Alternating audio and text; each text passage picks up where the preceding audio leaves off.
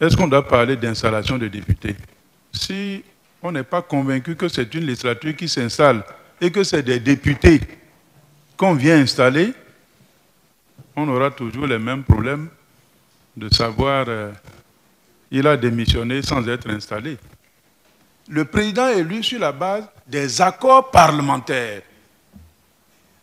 C'est les accords parlementaires qui installent un président.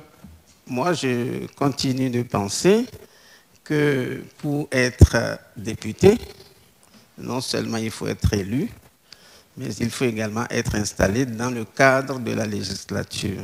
Il faut qu'on le fasse de sorte qu'on ne peut pas installer un suppléant.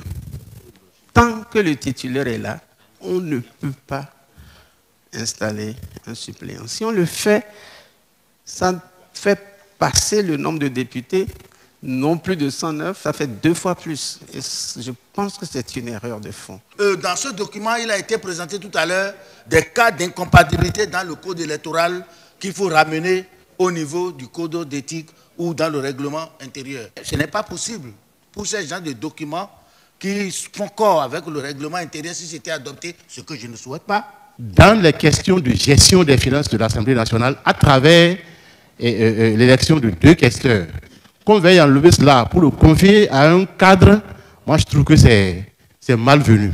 Excusez-moi de faire ce parallèle. Je dis, moi j'ai l'impression que les différentes réformes à travers le pays sont de nature à dépouiller les élus de leurs prérogatives.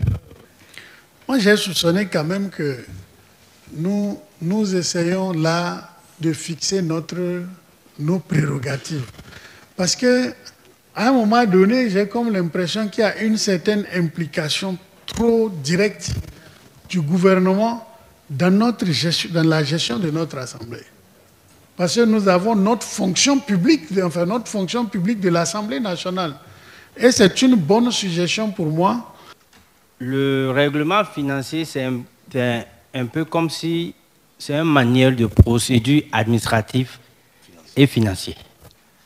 Donc, pour améliorer un manuel, on part déjà de l'organigramme qui définit les attributions des postes de l'organigramme.